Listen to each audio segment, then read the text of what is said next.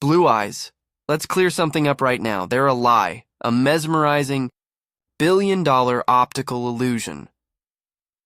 If you could somehow look inside a blue eye, which, for the record, you absolutely shouldn't, you wouldn't find a single trace of blue pigment, not even a molecule, because blue eyes aren't blue. They're a trick of the light, a reflection of the sky itself, trapped within a sphere of collagen. Here's the science. The outer layer of your iris, called the stroma, is made of translucent collagen fibers. In people with blue eyes, this layer has almost no melanin, the pigment that gives color to our skin and hair. So when light enters, the longer wavelengths, reds, yellows, oranges, sink into the dark back layer of the iris. But the shorter, bluer wavelengths? They scatter like sunlight in the sky. That's the Tyndall effect, the same reason the heavens look blue above you. What you're seeing isn't pigment, it's structure. Your eyes are colorless, but shaped in such a perfect way that they mirror the sky every time light hits them. But here's where things get truly mind-blowing. Every blue-eyed person alive today comes from one single ancestor, eye. Genetic link stretching back to someone who lived near the Black Sea Rolly. 6,000 to 10,000. Years ago, before that, every human on Earth had brown eyes. Then, one mutation changed everything.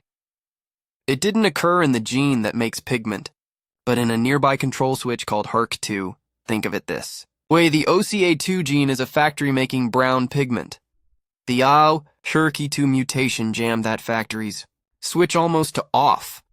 Not enough to cause albinism, just enough to drain most of the color away, and that single genetic typo was so precise, so stable, that it passed flawlessly through thousands of years of reproduction from one ancestor to millions. But why would evolution keep it? Blue eyes are more sensitive to sunlight, hardly a survival perk. One theory says it wasn't about survival at all, but attraction in a world. Brown eyes before the mutation. Before the scattering of light and illusion of blue, there was the original design, the prototype of human vision. They aren't a trick of physics. They're armor, nature's default, built for survival under a merciless sun. Picture our earliest ancestors standing beneath an endless, blazing sky on the African plains. No trees for shade, no sunglasses, just the harsh white glare of daylight stretching for miles. In that world, sight wasn't convenience, it was everything. A moment of blindness meant the difference between spotting danger or becoming it. Blue eyes would have never stood a chance here. Brown eyes are rich in melanin, especially a dark form called eumelanin. Instead of scattering light like a blue iris does, the brown eye traps it, absorbing nearly every wavelength from red to blue. That dense pigment turns each eye into a natural shield, cutting glare, filtering light, and protecting the retina from ultraviolet damage. This wasn't about beauty. It was about survival. For early humans, brown eyes weren't common. They were essential. The only design that worked. Anything less, and nature simply erased you from the gene pool. Even today, around 70% of people on Earth still carry this ancestral blueprint. The shades vary: light amber, deep chestnut, near black. But the rule remains: the more melanin in the iris, the darker the color. But brown eyes hold more than sunlight defense. Some researchers believe the high melanin levels might subtly influence brain function. A trace advantage, faster reaction times, sharper motion detection, quicker responses to sudden movement. Back then, that fraction of a second could mean survival, noticing the twitch of a predator's tail before it lunged. Now it might just mean you're a little quicker at video games, or better at catching someone sneaking up behind you. Either way, it's a faint echo of evolution, a reminder that the color of your eyes once determined whether your ancestors lived to see another sunrise. So if brown is the origin, what happens when evolution blends pigment and physics to create something that seems to shift between worlds? Green eyes, if blue eyes are an illusion of physics, and brown eyes are nature's armor, then green eyes are pure artistry. They're the rarest of the common eye colors, found in only about 2% of the world's population, and they exist because of a delicate genetic balancing act, a perfect harmony between pigment and light. Green eyes aren't simply blue and brown mixed together. They're their own phenomenon, a fusion of subtle elements that creates something ethereal. Like blue eyes, they begin with very little melanin in the iris. That lack of pigment allows light to scatter, casting a soft blue background hue. But here's where the magic happens. Green eyes have a secret ingredient, a light, golden brown pigment called pheomelanin, sometimes referred to as lipochrome. It's not the deep eumelanin of brown eyes. It's softer, warmer, almost like sunlight brushed into the iris. When the blue light from scattering meets the golden reflection of pheomelanin, the two merge, and our eyes perceive that blend as green. It's not pigment you're seeing. It's layers of light performing an illusion. That's why green eyes seem to shift color so easily. In bright sunlight, they can glow emerald. In dim light, they fade toward hazel or gray-blue. Every change in the surrounding light tilts the balance between scattered blue and reflected yellow, creating a living, changing masterpiece. Genetically, green eyes are a riddle written in code. There's no single green eye gene. They're the result of a unique combination of genetic switches, mutations in OCA2 and HERC2, which reduce dark pigment production, and others that allow the lighter pheomelanin to show through. This rare genetic cocktail is most common in people of Northern and Western European ancestry, especially in Ireland and Scotland, where up to 86% of people have blue or green eyes. It's a trace of ancient migration, a product of evolution's creativity, and proof that sometimes random mutation can craft something breathtakingly beautiful.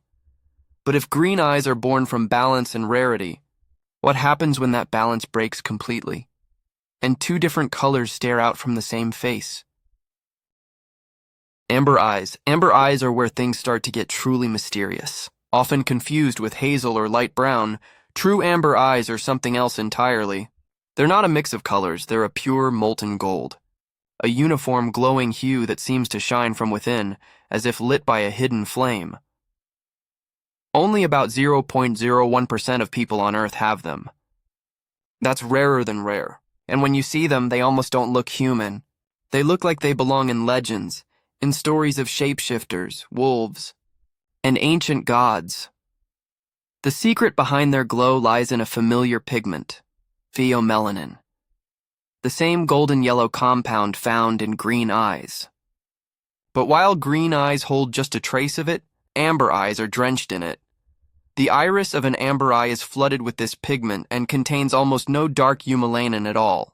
That imbalance completely wipes out the scattering effect that creates blue or green eyes. Instead, light hits the surface and reflects pure, undiluted gold, a metallic shimmer that feels alive. It's not reflection or illusion. It's chemistry, amplified by light. Unlike blue eyes, which trace back to one ancestor, amber eyes don't have a single point of origin. They appear independently in people across the world, from South America to Eastern Europe to parts of Asia. That means it's not inherited from one ancient mutation, but recreated naturally whenever the right genes switch melanin levels in perfect opposition. Low eumelanin, high pheomelanin. And that's where myth took over, because amber eyes mirror those of predators, wolves, owls, eagles, creatures whose survival depends on keen vision and silent focus. For centuries, people with eyes like that were said to be wild, untamed, even touched by something supernatural. In folklore, they were wolf eyes, symbols of intuition, strength, and mystery. Science may tell us it's pigment and light, but one glance into a pair of true amber eyes, and it's hard not to feel something primal looking back. A flicker of the wild that still lives somewhere deep within us. But if amber eyes burn like gold, what happens when that fire is split in two, and each eye tells a different story? Hazel eyes. Hazel eyes are chaos, but the kind of chaos that nature paints beautifully. They aren't one color. They're a living mosaic. A swirl of greens, browns, and golds that shift and shimmer like a tiny galaxy trapped in the iris. They refuse to be defined. changing from golden brown to forest green, depending on the light, the weather, even what you're wearing. But this color shifting isn't a trick of perception. It's physics and biology wrestling in real time inside your eyes. Hazel eyes form when there's a moderate amount of melanin in the iris. Not enough to make them fully brown, but too much to allow the pure scattering that creates blue or green. And here's the key. That pigment isn't spread evenly. Usually a ring of dark eumelanin clusters tightly around the pupil, rich, earthy brown. Toward the edges, it fades into lighter flecks of pheomelanin, a golden yellow pigment that catches the light like dust in the sun. This uneven landscape is what creates their magic. In bright sunlight, the darker center dominates, absorbing more light, making the eyes appear deeper, warmer, more brown. But in dimmer or indirect light, two things happen. The pupil expands, covering that darker core, and the outer rim, less pigmented, begins to scatter light. That scattering adds a subtle bluish tint, which mixes with the golden pheomelanin to create glowing greens. So what you see, what everyone sees, is a color that's always in motion. Morning light might bring out flecks of emerald. Candlelight might turn them honey brown. They're a living kaleidoscope, a mirror of whatever world they're in. Genetically, hazel eyes are one of evolution's most complex designs. There's no single hazel gene. They're the result of multiple genes interacting. A polygenic masterpiece, born from randomness and variation rather than precision. They're most common in people of European ancestry, but they appear across the world, wherever nature decided to mix light and shadow in perfect disarray. Hazel eyes are proof that beauty doesn't come from order. It comes from imperfection. From the unpredictable way nature blends physics, genetics, and chance into something utterly captivating. And if hazel eyes are the storm, what do you call eyes that carry two completely different skies at once? Gray eyes. Gray eyes are mystery made visible.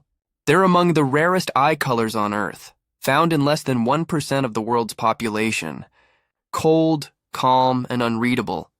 They carry the stillness of a winter sky just before a storm. But here's the paradox. Gray eyes don't actually have gray pigment. In fact, they don't have any color pigment at all. Just like blue eyes, their hue comes entirely from the way light interacts with the structure of the iris. The difference lies deep within that structure. In the stroma, a layer of microscopic fibers. In gray eyes, those collagen fibers are thicker, denser, or arranged in a tighter pattern.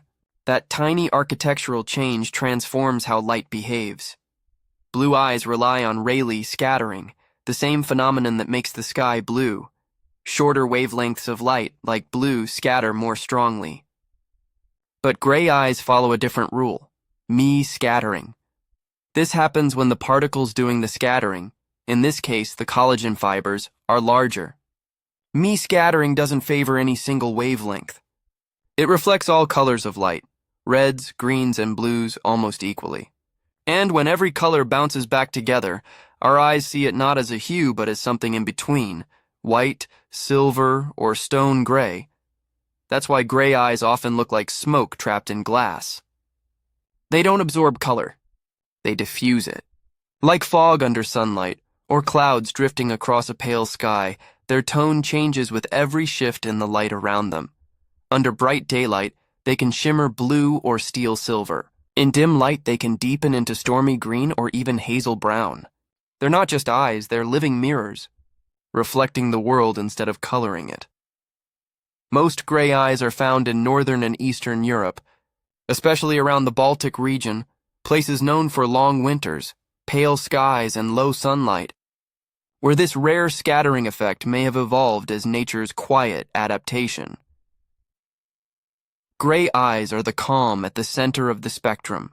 They're science and art intertwined, a perfect illusion born not from color itself, but from the absence of it. And if gray eyes are the color of fog and silence, what happens when eyes reflect fire instead of light? Red and violet eyes. Red eyes in humans aren't supernatural. They're not the eyes of demons or vampires. They're the eyes of science pushed to its most extreme edge.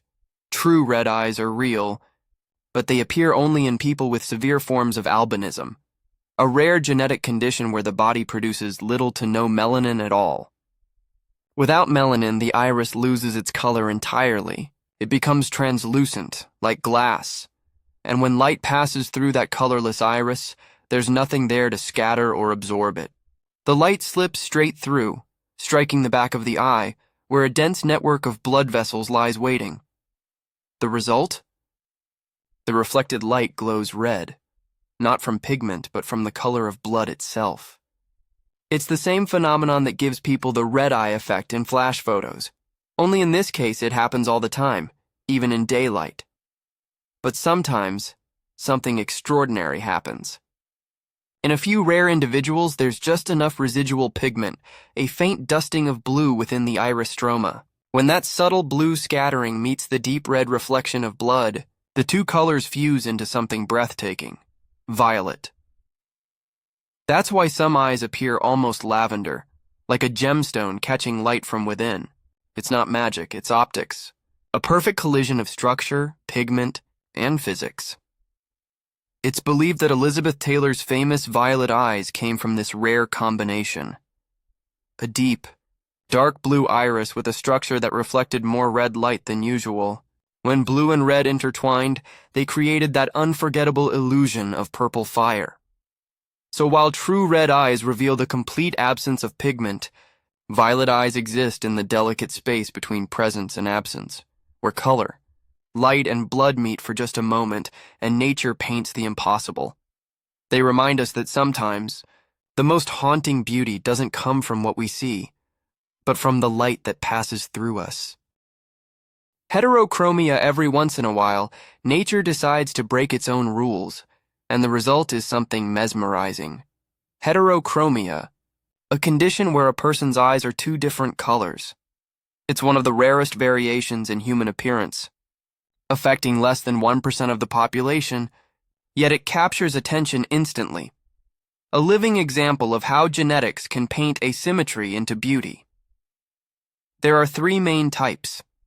Complete heterochromia, when each iris is entirely different. One blue, one brown, like two worlds reflected in the same face. Sectoral or partial heterochromia, when only a portion of one iris differs in color, creating a streak or wedge of contrast within the same eye. Central heterochromia, when the color around the pupil differs from the outer edge, forming a golden or hazel ring inside a sea of blue or green. Most cases are congenital, meaning you're born with them. They occur when melanin, the pigment responsible for eye color, is unevenly distributed during fetal development. A small mutation or difference in gene expression can cause one eye, or even one section of an eye, to produce more or less pigment than the other. But heterochromia isn't always something you're born with. It can also appear later in life, caused by eye injury, inflammation, certain medications, or diseases like glaucoma that affect the iris or pigment cells. In such cases, the color shift may signal something deeper, a clue that something inside the eye has changed. Still, in most people, heterochromia is harmless, a beautiful accident of biology, where chance, genetics, and chemistry collide to create something utterly unique. Two different eyes, one face, a silent reminder that symmetry isn't the only kind of perfection. Black eyes. True black eyes, the kind that seem to swallow light entirely, don't actually exist in humans. What we perceive as black eyes are, in truth, the deepest, darkest shade of brown imaginable. In these eyes, the iris is so heavily saturated with dark eumelanin that it absorbs nearly all incoming light. The boundary between pupil and iris becomes invisible, creating the illusion of pure black, like a night sky with no stars. This isn't a different color at all, but rather the maximum expression of brown eye's natural defense system. The dense layer of pigment in the iris acts as a powerful light shield, trapping and absorbing almost every photon that enters. It's nature's own pair of sunglasses, a perfect biological adaptation to environments. Flooded with sunlight, that's why these eyes are most common among people whose ancestors lived near the equator, regions of Africa, East Asia, and Southeast Asia, where the blazing sun shaped evolution's palette. Under intense, direct light from a flashlight or medical scope, you might catch a faint glimmer of deep chestnut or reddish undertone, as a trace of light reflects off the pigment and hidden blood vessels beneath. But under normal light, these eyes appear as bottomless pools, opaque, rich, and endlessly dark. They aren't a separate eye color. They're the purest and most protective form of the original human design, crafted by evolution to thrive beneath the brightest skies on Earth. Eye rings. Finally, we zoom in on the subtle details, the rings that frame the iris and whisper hidden messages. First, there's the limbal ring, the dark circle separating the colored iris from the white sclera. In children and young adults, this ring is thick, dark, and sharply defined. But as we age, it fades, a soft erosion of contrast that our subconscious instantly recognizes. Studies show that faces with pronounced limbal rings are often perceived as younger, healthier, and more attractive. It's not vanity, it's biology. A strong limbal ring signals a healthy cornea and a clear boundary between the layers of the eye, a biological advertisement of vitality. But not all rings are good news. There's another, more ominous one, a golden brown or greenish ring that forms along the outer edge of the cornea. This is the Kayser-Fleischer ring, and unlike the limbal ring, it's a warning sign. It indicates a rare genetic disorder called Wilson's disease, where the body fails to process copper properly. The excess metal builds up to toxic levels in the liver, brain, and unmistakably, the eyes. That shimmering halo isn't beauty, it's biology's distress signal. A literal deposit of copper, visible proof that something inside has gone dangerously wrong. It's a haunting reminder that the eyes are far more than just windows to the soul. They are diagnostic mirrors, revealing our genetic past, our present health, and sometimes, our silent warnings. If you found this fascinating, make sure to like, share, and subscribe to Strange Whys, where every glance, every mystery, and every why finds its hidden truth. Don't just look, see deeper.